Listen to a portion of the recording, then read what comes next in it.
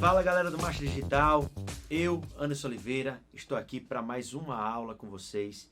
A aula 1 de Física 1, que é sobre movimento uniforme.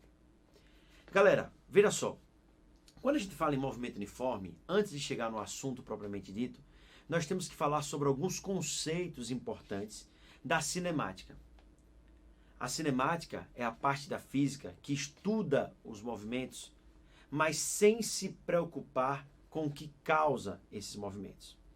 Então, em cima disso, existem alguns conceitos que o vestibular pode até não cobrar para você de forma direta, mas são conceitos que indiretamente podem aparecer e você tem que entender.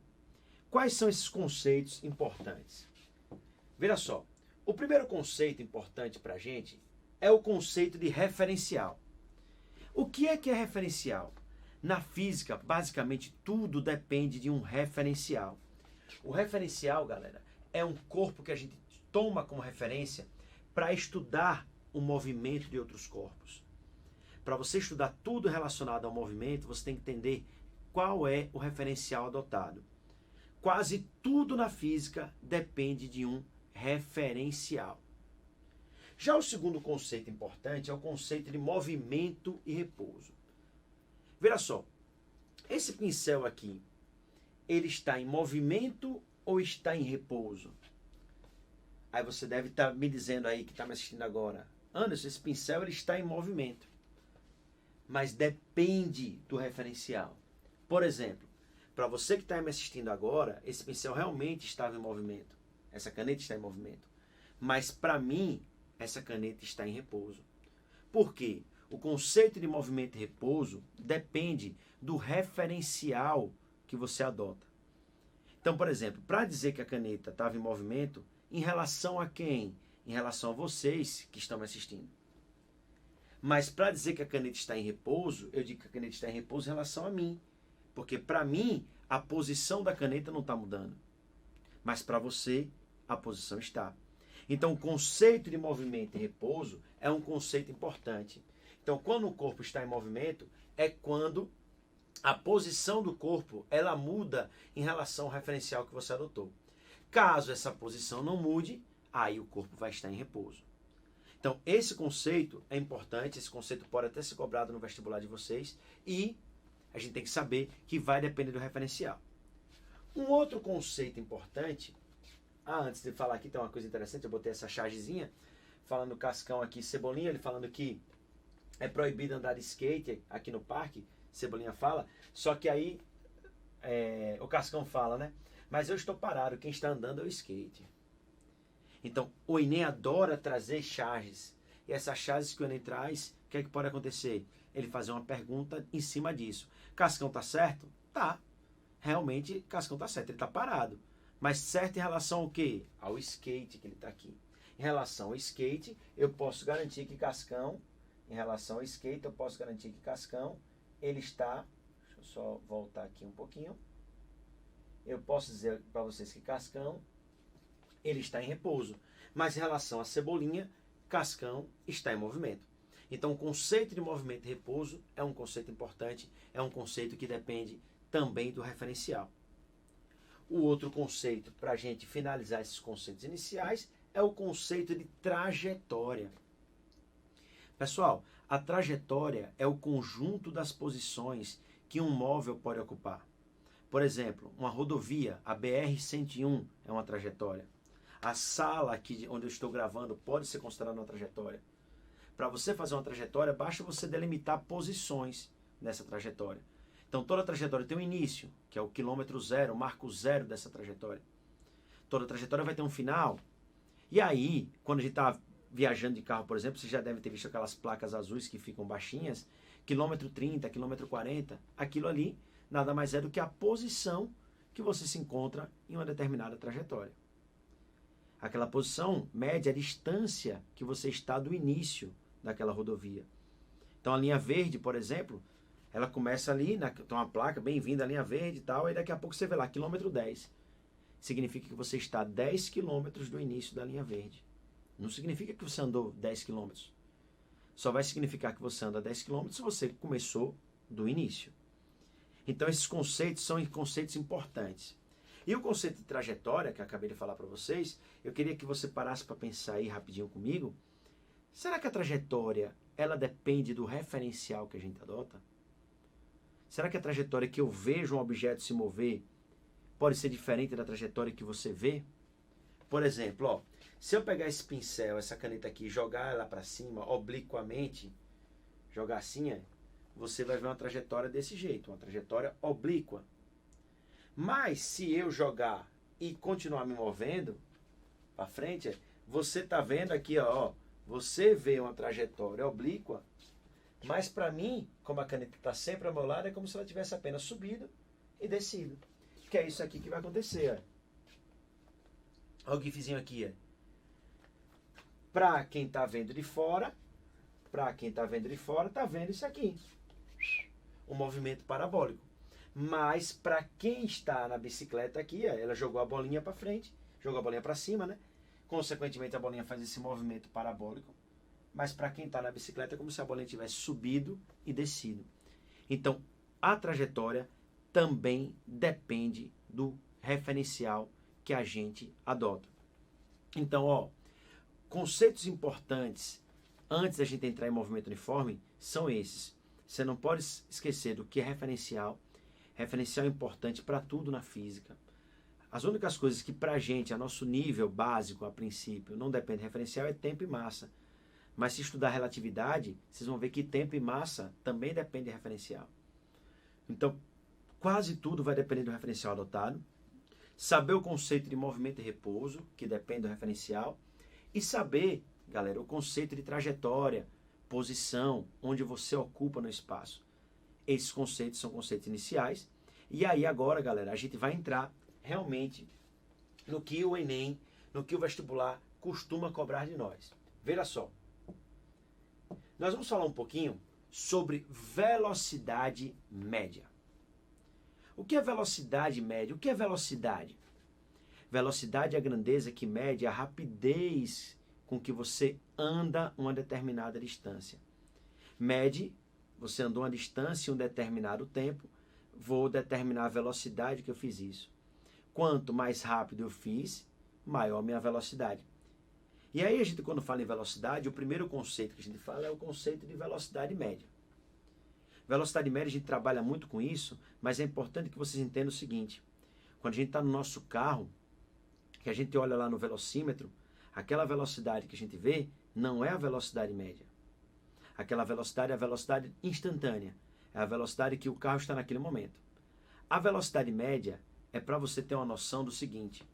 Se você gastou tanto tempo para andar uma determinada distância, se você fosse com a velocidade constante, essa velocidade seria a velocidade média. Velocidade média não significa que você foi o tempo todo com ela. Se eu digo que a minha velocidade média para ir da minha cidade, aqui em Aracaju, para Salvador, foi de 100 km por hora, a gente vai ver que não significa que eu fui o tempo todo com 100 km por hora. Eu posso muito bem, por algum momento, ter parado. Eu posso, por algum momento, ter andado com a velocidade maior que 100. Eu posso, por algum momento, ter andado com a velocidade menor que 100. Velocidade média indica apenas o seguinte. Se eu fosse com a velocidade só, que velocidade seria? Essa daí. A velocidade média. E como é que a gente determina a velocidade média? A velocidade média é a razão entre o deslocamento ou a distância percorrida, na maioria das questões, e o intervalo de tempo gasto. Ao dividir a distância, ao dividir o ΔS pelo tempo, a gente determina o valor da velocidade média. Como a gente está falando de uma grandeza nova, a gente precisa, galera, saber qual é a unidade. Nós sabemos que a unidade de deslocamento é metro. E nós sabemos que a unidade de tempo é segundo. Então, posso dizer para você que a unidade de velocidade é o metro por segundo. Metro por segundo é a unidade do sistema internacional. Metro por segundo é a unidade padrão. Metro por segundo é a unidade caso a questão peça. Para você determinar no sistema internacional, você tem que botar em metro por segundo. Porém, a gente sabe muito bem que a gente costuma usar outras unidades. No nosso carro, por exemplo, aqui, No Brasil é quilômetros por hora. Mas os carros nos Estados Unidos, por exemplo, as velocidades vêm milhas por hora. Existem outras unidades. Você pode usar qualquer unidade de comprimento dividido por qualquer unidade de tempo, que vai dar uma unidade de velocidade. As mais comuns são metro por segundo e quilômetros por hora. Essas duas são as mais comuns. São as unidades que a gente costuma usar mais. Por serem as unidades que a gente costuma usar mais, é necessário que a gente saiba como transformar unidade, no caso de metro por segundo para quilômetro por hora, ou vice-versa. Veja só, como é que eu transformaria 1 metro por segundo em quilômetro por hora? Veja, 1 metro por segundo é a mesma coisa que 1 metro a cada 1 segundo. Se você quer transformar metro para quilômetro, de metro para quilômetro, a gente divide por 1000. Ó. Então, 1 metro tem 1 sobre 1000 quilômetros. E 1 segundo, para transformar para hora, 1 segundo em hora, tem 1 sobre 3600 hora.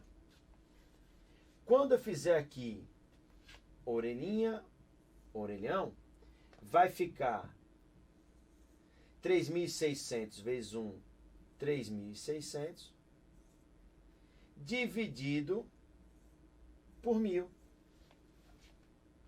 3.600 dividido por 1000 vai dar 3,6 quilômetros por hora.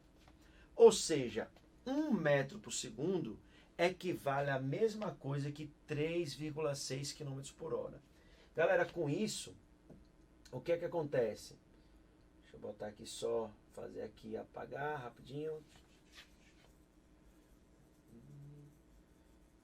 Aqui rapidinho. Sim.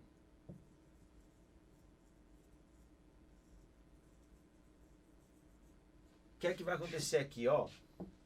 A gente, para transformar a unidade, basta lembrar disso. Se eu quero transformar de metro por segundo para quilômetro por hora, a gente multiplica por 3,6. Se eu quero transformar de quilômetro por hora para metro por segundo, eu vou dividir por 3,6. Então, são transformações que vão aparecer sempre para você.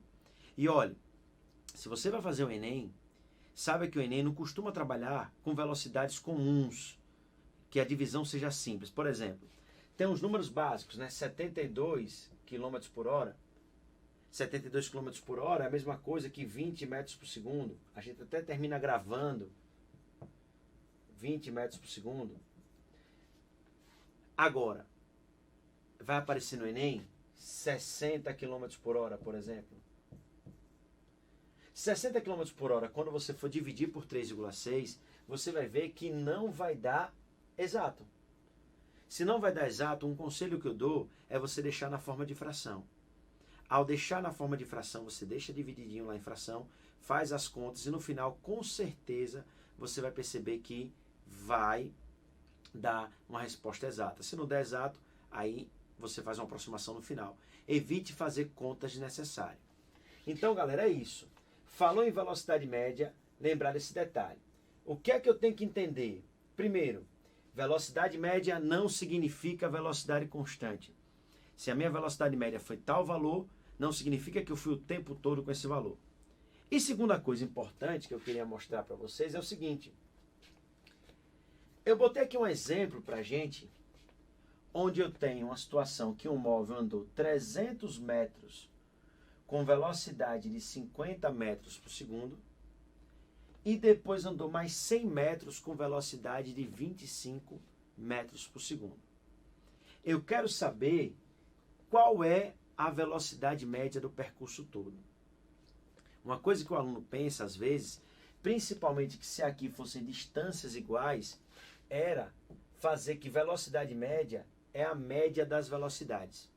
Somar 50 mais 25, por exemplo, se aqui fosse 300 e 300, somar 50 mais 25 e dividir por 2. Não pode. Tem até um caso que você pode somar e dividir por 2, mas esse caso nunca aparece, que é quando os tempos são iguais. Se os tempos forem iguais, a velocidade média pode ser a média das velocidades. Mas não faça assim, porque não vai cair. Porque se cair uma questão dessa, vai dar chance do aluno que não sabe acertar. E você sabe que o Enem não quer isso. O Enem quer justamente que você caia no distrator para que você faça daquele jeito e marque uma coisa que não é. Se pedir para calcular a velocidade média, você vai ter que fazer o quê? Velocidade média é ΔS sobre ΔT. Nesse exemplo aqui, quem seria a minha velocidade média? Veja só. Minha velocidade média é o ΔS. Quanto é meu ΔS? Eu andei 300 metros no primeiro trecho e andei mais 100 metros no segundo trecho. Então, meu ΔS é 300 mais 100. Só que aí eu tenho que tomar cuidado. Eu tenho tempo? Eu não tenho. Ele não deu tempo na questão aí. Então, vou ter que achar esse tempo. E como é que eu vou achar esse tempo aí? Veja que na questão, ele me deu trechos aqui. Ele me deu esse primeiro trecho aqui e me deu o segundo trecho. Perceba que no primeiro trecho, galera, eu tive o ΔS, que é 300, a velocidade, que é 50. Com a velocidade com ΔS, a gente pode achar o tempo. E como é que eu faço? Se ligue nessa dicasinha aqui. A fórmula da velocidade média, vou dar uma dicasinha para vocês, o famoso triângulo. Ó, velocidade, tempo e ΔS. Nesse triângulozinho aqui, galera, o que a gente faz?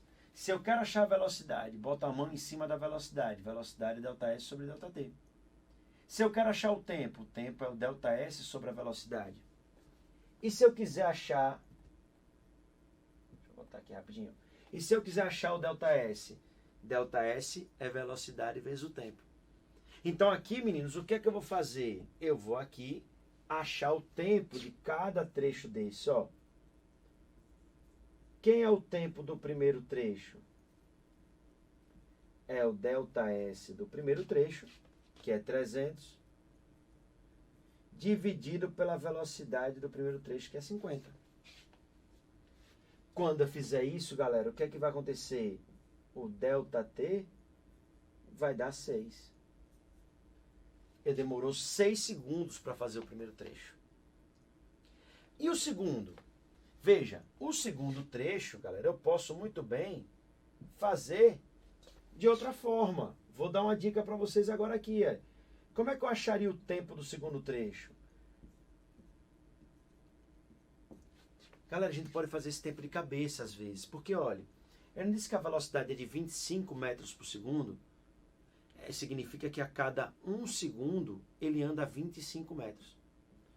Se em 1 segundo eu ando 25 metros, em 2 segundos eu ando 50. Em 3 segundos eu vou andar 75. Em 4 segundos eu vou andar 100. Ou seja, aqui eu poderia já saber que era 6, porque 6, cada segundo eu ando 50. Então em 6 segundos eu vou andar 300. Então se você perceber que é um número fácil, você pode fazer de cabeça.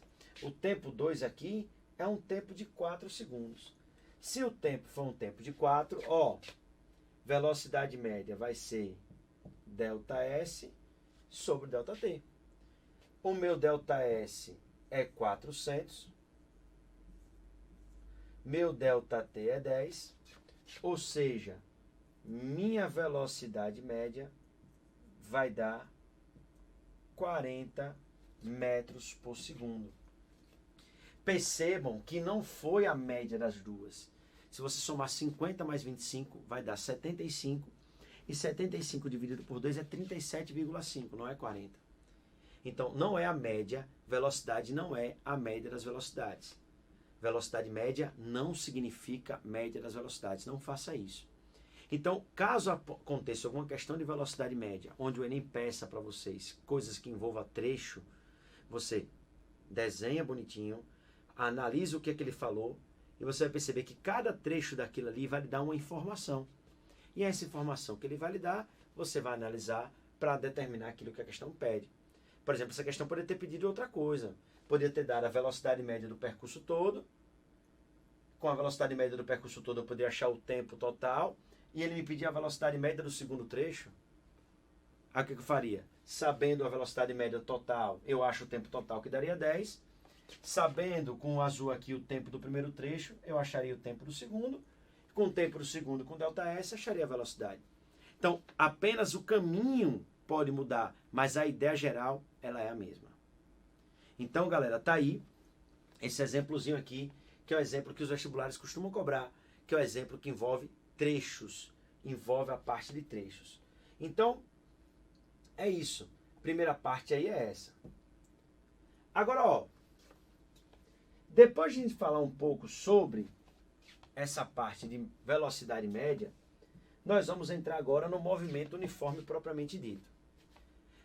Especificamente, nós vamos estudar o movimento retilíneo e uniforme. Movimento retilíneo, o que significa retilíneo? Que eu ando em linha reta. E uniforme.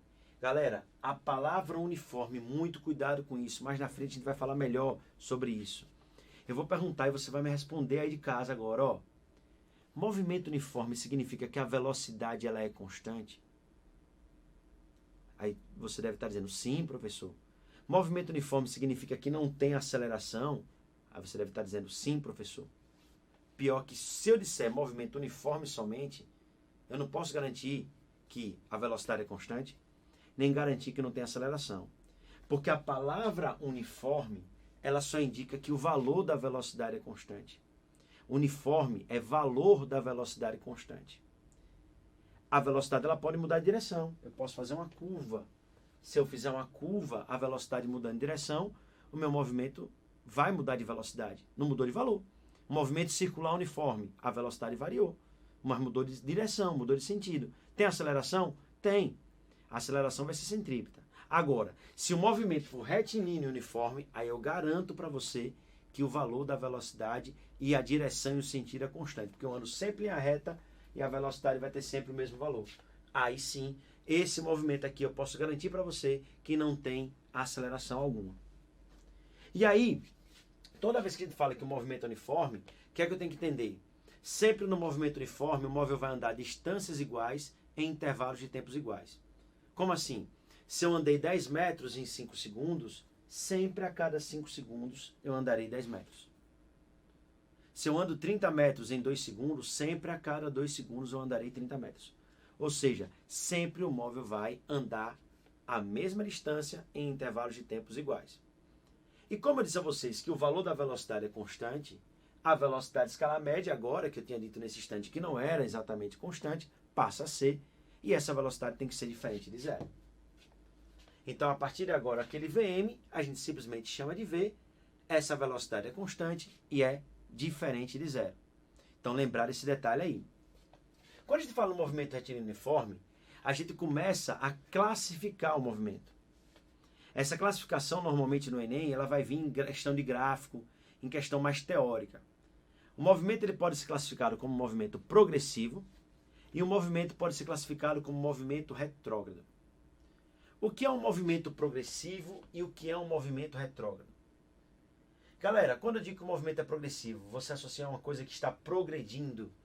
Movimento progressivo é quando eu ando para frente. Eu estou andando para frente. A gente orienta o referencial como sendo positivo, andar para a direita. É igual ao plano cartesiano. Então, no movimento progressivo é quando eu ando para a direita. Andar para a direita significa que minha posição sempre vai estar aumentando. Eu estou andando para frente. Eu estou indo do 10 para o 20, para o 30, para o 40, para o 50. Ah, Anderson, se eu estiver numa posição negativa, não tem problema. Se eu estiver indo para frente, o que é para frente? Na posição menos 10, estou indo para menos 5, menos 4, menos 3, estou indo para frente. Quando você anda para frente, você está em um movimento progressivo. E o que é que o movimento progressivo tem? O movimento progressivo é quando eu ando a favor do sentido positivo. Ó, menos 30, menos 20, menos 10, 0, 0, estou andando para frente. Independente da minha posição ser positiva ou negativa. Toda vez que eu tenho um movimento progressivo, eu posso garantir que meu ΔS é positivo. E se meu ΔS é positivo, pessoal, aqui em verde, não sei se o brilhozinho, a tela não pode estar vendo direito, mas toda vez que meu movimento é progressivo, a minha velocidade ela vai ser positiva. Movimento progressivo, velocidade positiva. Já quando eu ando em um movimento retrógrado, galera, quando eu ando em um movimento retrógrado é quando eu ando para trás. as minhas posições elas diminuem. No caso, como o referencial adotado é para a direita, se eu andar para a esquerda, eu vou estar em um movimento retrógrado. Antigamente chamava muito de regressivo. Toda vez que eu tenho um movimento retrógrado, o meu ΔS é negativo e, consequentemente, a minha velocidade vai ser negativa. Sempre que o movimento é progressivo, o ΔS é positivo. Sempre que o movimento é retrógrado, o ΔS é negativo. Movimento progressivo, velocidade positiva. Movimento retrógrado, velocidade negativa. Detalhe importante.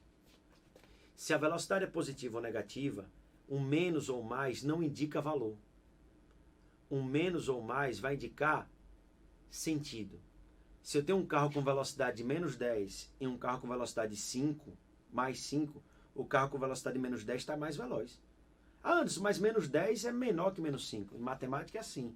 Em física eu não olho o sinal, eu olho o módulo, o valor. Esse carro tem menos 10, esse carro tem 5. Se esse carro tem menos 10, esse carro tem 5, a diferença é que esse carro está com 10 andando para trás e esse está com 5 andando para frente. Então o sinal não indica valor. Então a gente tem um movimento progressivo e tem um movimento retrógrado. Depois de falar sobre os tipos de movimento, vamos agora falar sobre o quê? As equações. Quais são as equações que a gente tem no movimento uniforme? Galera, a nível de Enem, é bem provável que as equações que apareçam sejam, quase todas as questões sejam resolvidas por velocidade ΔS sobre ΔT, que é um problema, uma problemática. Essa problemáticazinha você vai fazer velocidade ΔS sobre ΔT. Porém, pode ser que apareça um gráfico ou algo assim, e aí você precisa fazer uma função horária, a famosa sorvete. Essa função horária aqui, que é a função horária da posição, que é que você tem que se ligar? É a mesma fórmula que velocidade ΔS sobre ΔT. O detalhe é que caso apareça a função, você vai ter que montar essa função. É uma matemática, você vai ter que montar a função. Tipo assim, S é igual a 40 menos 4t. Isso aqui é uma função. É a posição que vai depender do tempo, porque a posição ela varia com o tempo. Perceba que a posição inicial aqui foi 40 e a velocidade foi menos 4. Então aqui a posição em função do tempo. Se ele me disser com tempo 10, você bota ali no lugar de T10 e acha S. Com S igual a 50, bota no lugar de S50, acha o tempo. Isso aí é pouco provável aparecer na prova do Enem. É mais fácil cair numa prova de escola de primeiro ano, é mais fácil cair num vestibular tradicional, aí pode ser que apareça. Porém, a maioria, a imensa maioria das questões, a gente resolve por velocidade ΔS sobre ΔT. A função horário sorvete, ela é pouco usada. Caso apareça ela, lembre-se que para montar você deve substituir os valores que são constantes. No caso, o S0 e a velocidade.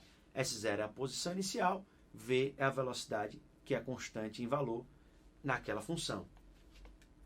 Aí, ó, depois de falar sobre essa função, eu quero agora mostrar para vocês uma coisa extremamente importante para a gente praticamente concluir a nossa aula de hoje.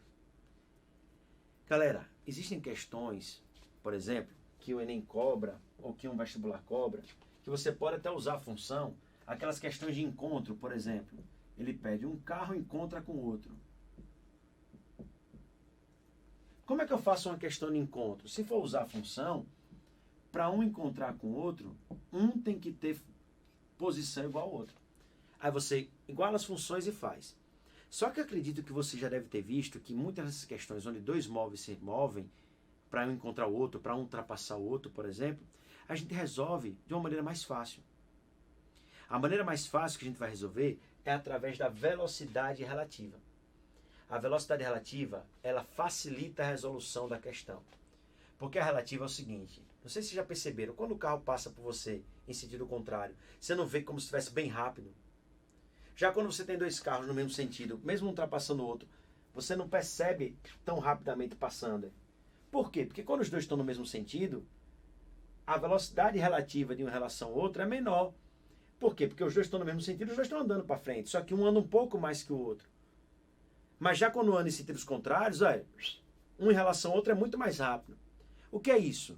A velocidade relativa é você deixar um móvel parado e o outro em movimento. Essa velocidade relativa ela pode ser determinada de duas formas. Se os móveis estiverem no mesmo sentido, a velocidade relativa é a diferença entre as velocidades. Por isso que a velocidade relativa fica menor. Dois carros andando no mesmo sentido, a velocidade relativa vai ser menor. Por isso que você não vê um carro, mesmo com maior velocidade que a sua, no mesmo sentido que você, se afastar tão rapidamente como em sentido contrário.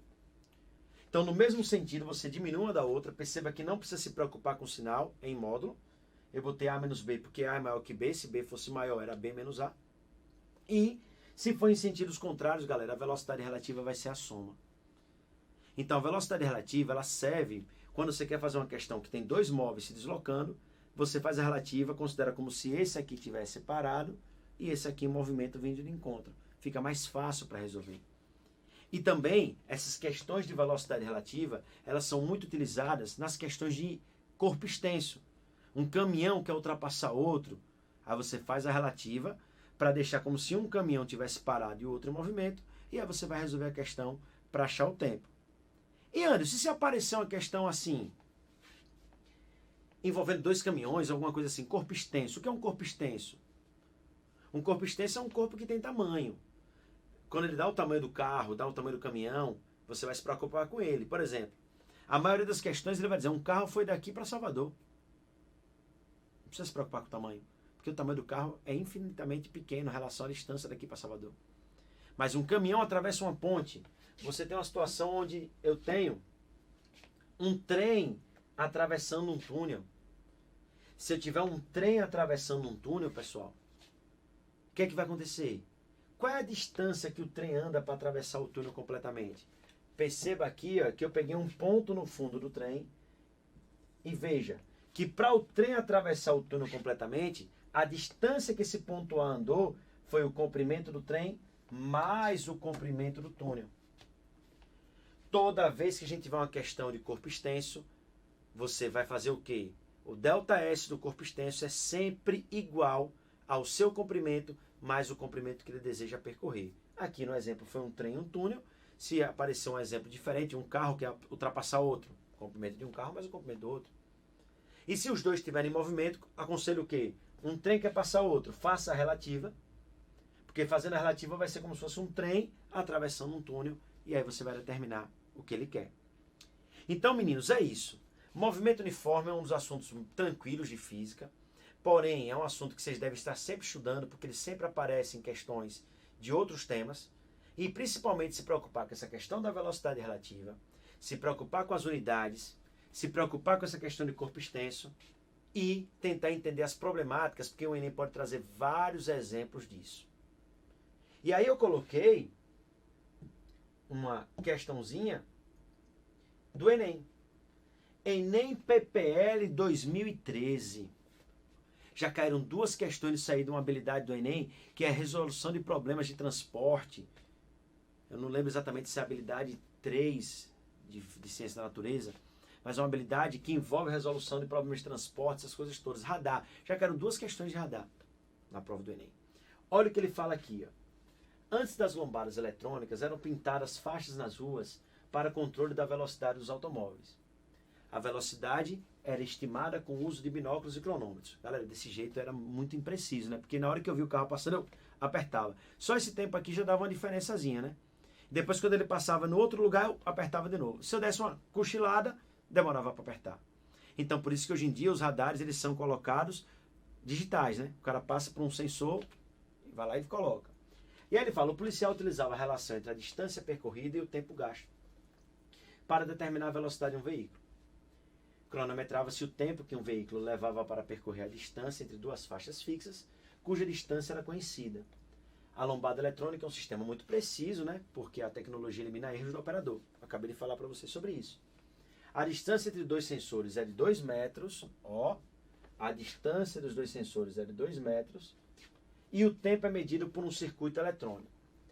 Qual é o tempo mínimo em segundos? Olha a pergunta. Qual é o tempo em segundos que o motorista deve gastar para passar na lombada, cujo limite é de 40 km por hora?